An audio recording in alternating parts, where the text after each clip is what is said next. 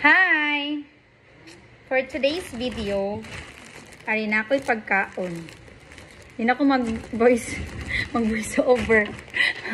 Kay kapoy kayo. Ay, napag-react dra, ma'am! Tapos kini, gipalit na ko ni siya sa turil. Kung makaagi mo, padulong og Davao or padulong pagawas sa Davao, na yung mga inanikauban sa chicharon o sa fish cracker. Tapos kung namin mga other term aning napagkaon, basta ako na barang stick bread ni siya or kanang siya pansit nga gipagahi unsa ba. Comment down lang mo sa sa comment section nato aning video. Manghatag ko og 20 pesos GCash. Sa maghatag pangalan ani. Kapag na magmukbang hata. Princess, ali.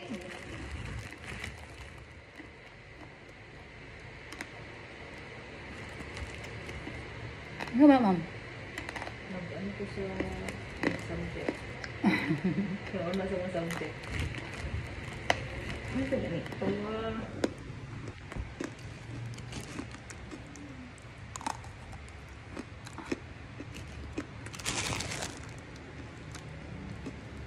Yakan kayo.